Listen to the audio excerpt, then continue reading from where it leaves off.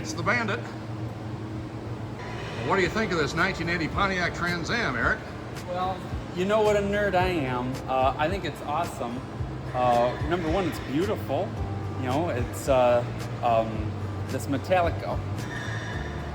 It's almost a candy apple, except it's a little bit more maroon than that. And I'm a sucker for red interior. But I think this is awesome.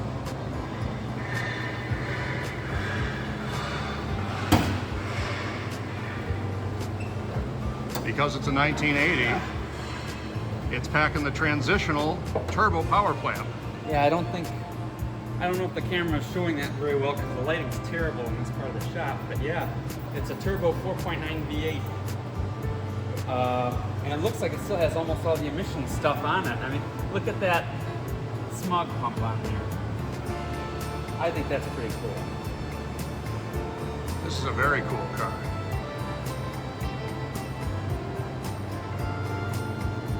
Looks like it's pretty loaded. I don't know what options came on these cars, but it's got air conditioning, it's got cruise control, it's got power windows, T-tops.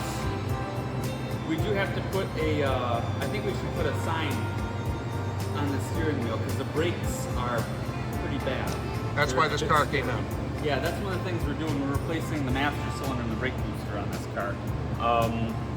But they are a bit scary. If you're not ready for them, you do have to push the pedal pretty hard to stop this car right now. Did you have to use 2 feet?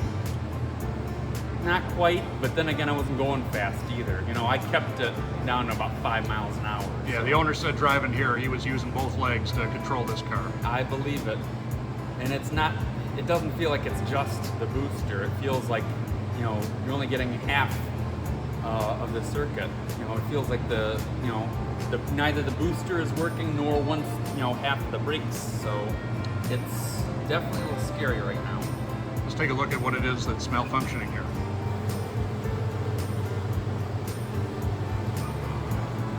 Did he say that you're doing the master? Because unless he gave us some other parts, this is just the booster. And it could be my ignorance, but I'm sure a lot of customers misinterpret the difference between the master cylinder and the brake booster. Okay. Well, anyway, that's what we're replacing. And where's that located? Right there.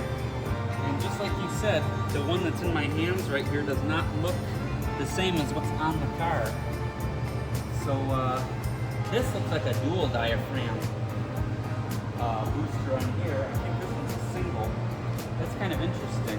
We may have to do a little bit more research. And I mean, the customer did say that when I dropped it off. He said that this should be the correct one. And he knew it wasn't the same as that one. So he's thinking that someone else changed it already at this point. But yeah, maybe we should do a little bit more research. This is just me thinking. This doesn't mean anything. This is just me thinking right now. But usually when manufacturers do a dual circuit or a dual diaphragm booster like this, it's because they don't have the width. If you look at this booster, it's kind of wide. So when manufacturers don't have the width, but they do have the length, they'll go with a narrower booster but 2 diaphragms. And in fact, I think this car has that. Yeah, that looks long enough to be a dual. So what I'm getting at is I wonder, I think we're going to have to do a little research because it looks to me like he doesn't have a lot of width in the engine compartment of that car. I'm almost thinking that maybe what's on there is original and that isn't, but I don't know. Like I say, we'll have to do our research, we'll have to do our homework and figure it out. Well, they definitely packed in the 4.9 turbo into that engine compartment. Yeah, well, you can see the air cleaner is very close to the booster, which is why I'm saying that my gut is telling me that that's original and that isn't. But I've been wrong, so... Well, we'll not only be taking a look at the brake booster, but we'll also be replacing a set of plugs on this car, which you can already tell is not going to be the simplest job in the world, but... No, but you know what? It doesn't look horrible. Honestly, I thought doing plugs on this big block was worse. And you know what was really bad? The plugs on that Cougar with the 390 in it. And this engine compartment is so clean you can practically eat off it. Yeah. So whatever's in here is probably going to come apart without a whole lot of challenge. Oh, don't say that where the car can hear you. Well, we'll see what kind of mischief this 1980 Bandit Trans Am gives us here at Chase Classics. We've definitely got the ensemble of classic cars to welcome this car. Everything from our dual beacon Dodge State Police car to our legendary 440 big block C body, and of course our mid-size B body, just like the cars that chased the Bandit in the famous movie. Yeah, this car's right at home, isn't it? Sure is. Well, I'm gonna put the booster back away because I'm not working on this car right now, and we got another customer's car still idling outside, so I gotta get that in here. All right, let you get back to work, and we'll catch up with this beautiful 80 Pontiac Trans Am. Oh, I forgot to push it on.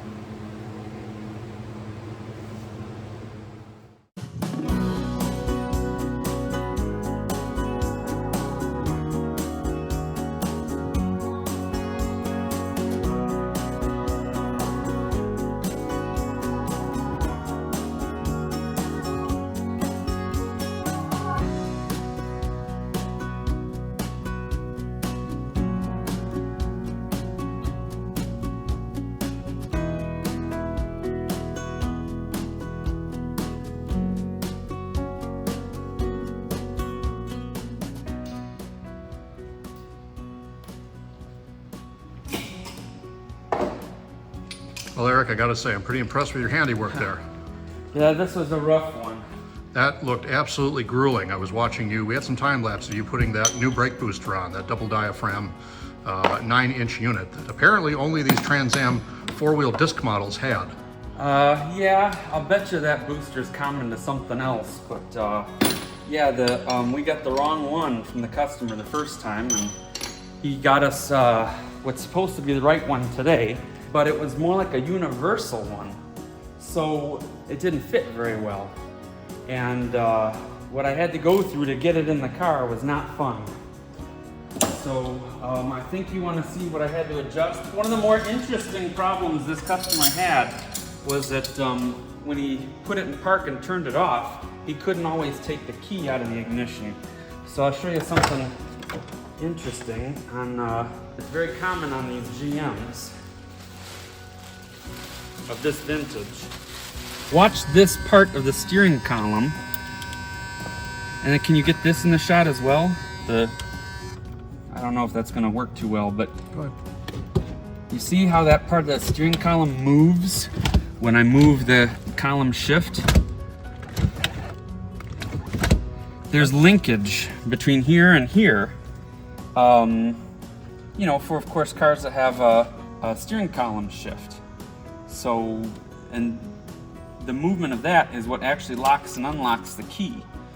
So what his actual problem was the adjustment in the linkage between here and here wasn't right. So I adjusted it so that this would move all the way to the left when you put it all the way in park, and now the key comes out consistently. So it's a very easy adjustment. If you want me to show it to you, I can get the car up in the air. It's one bolt, and then you push the rod all the way up and tighten the bolt, and there you go. Well, I know we're on a very tight schedule and you really want to take this car for a safety check.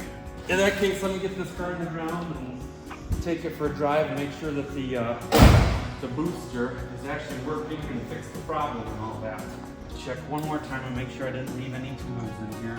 That's all I need after a job like this. This was an extremely difficult job. You know, I had to get to the nuts at the back of the booster there where they meet the bulkhead, and I had to test fit it once and then take it off and then cut the studs on the back of the booster because they were so long they were interfering with the studs that mounted to the bulkhead. You know, it's just one of those universal fit problems, you know what I mean? Universal fit doesn't fit anything very well. Definitely took some modification to make that new unit fit in there the way it's supposed to, just so you could reinstall it. Yep. We're gonna have to hit this as a little bit of quick detail before we give it back to him.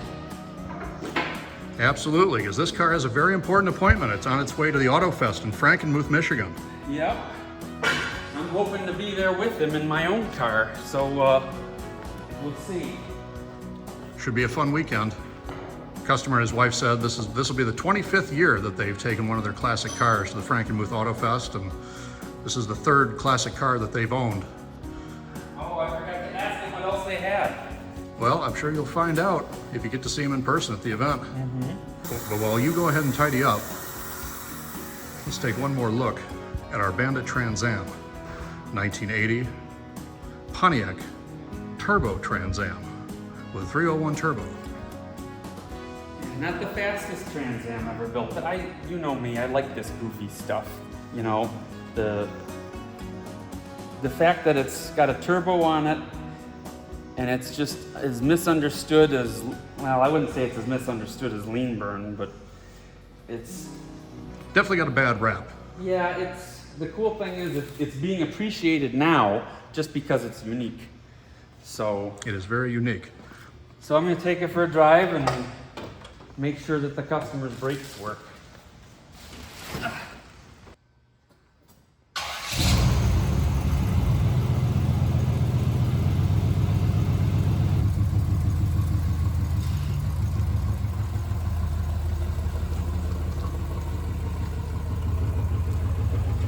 Obviously the brakes are working. I don't feel scared to drive it. You know, when we brought this car in, it was scary. The brakes were so weak, you had to 2-foot it and pull on the steering wheel to get it to stop. Now it stops with relative ease. So I'm gonna take it for a quick drive and make sure it's not gonna kill anybody. After all, if it's screwed up, I'm the one that put it on. It should kill me. So You'll put your own goes. life on the line first for your customers. Yeah. Good luck. Yeah. See you when you get back. See ya.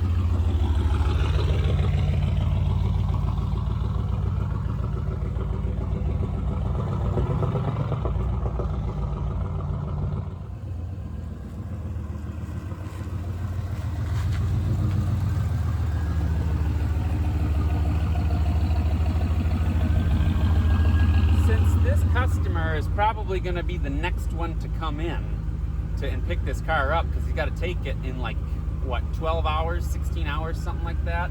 We probably should put it in last. I still have a couple things to do. I have to put some of the interior back together from working underneath there, but it stops really good. It's faster than I thought. I didn't floor it, but I got on it a little bit because the customer was asking if he should have the carburetor looked at, and so you know, with these quadrajets, usually the first thing that goes is the accelerator pump, so I had to get into it to test that. And yeah, it does hesitate a little bit, so maybe he does need a carb rebuild. But when it shifted in a second, it caught a little rubber. So... Outstanding. Yeah, and I mean, I didn't have it floored, I just got on it, so... Sounds like it's good to take up to the show. I think so. You can always come back and have it fine-tuned later with you. Yeah, he wanted the tach fixed. I thought I had that fixed for a hot minute there, because the clock is part of the tach and that wasn't working. And I found that a fuse wasn't in right, and so I fixed that and the clock started working. I thought, oh yep, yippee, the tach's gonna start working now too. Nope, it isn't. Also, he didn't happen to mention anything about the speedometer, did he?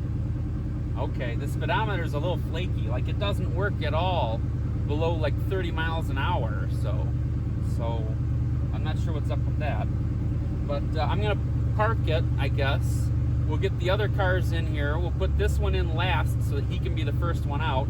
And then I'll put the interior back together. Outstanding. All right. Let's get to it.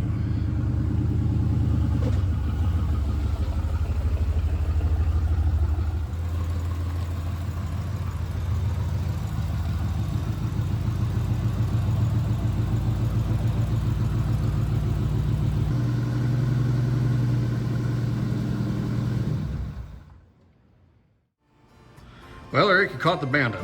Now all we're missing is the Snowman, Fred, and Frog. And of course, our fleet of Buford T. Justice machines. Yeah. But I think this car feels right at home here. Yeah. Among the other orphans, of which Pontiac is one now, unfortunately. We got so many orphans in here. We got all these Plymouths, and we got the Checker, and we got the Oldsmobile. Cars of a bygone era. But I'm sure it was fun while it lasted, and I know we're having fun rediscovering them all over again. No, I'm gonna put the interior back together. I take it that's a piece of ducting for the heat and air conditioning? This is a factory air conditioning car. Despite having these lovely T-tops, of course you get all that fresh air. Stick your big old cowboy hat on the top.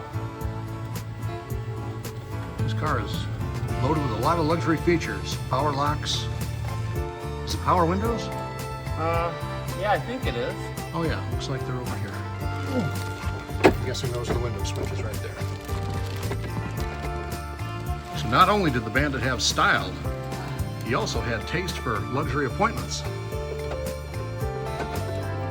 I think this is actually a nicer car to be in than the Trans Am that was in the first Bandit movie. I like the red interior a lot. The one in the movie was tan, if I remember correctly, which is my second favorite color for this, but I really prefer the red. Nothing beats a rich ruby red interior. And that's why we're using the plastic sheets. You don't want to get a interior this nice and comfortable all covered in grease and who knows what other types of liquids we got floating around here in the shop. So while Eric finishes up reassembling the interior of our 80 Pontiac Trans Am, let's get familiar with a few more things that made the Pontiac Turbo Trans Am such a unique car in its time.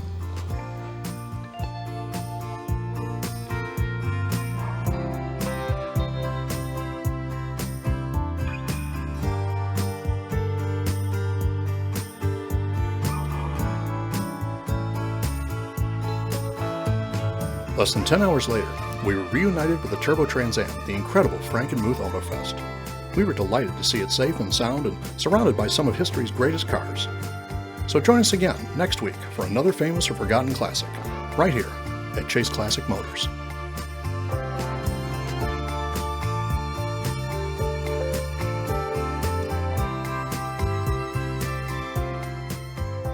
If you enjoy automotive content like we do, consider subscribing to our channel, or check out our website to join our VIP-only high-speed chase club for early videos and other great perks.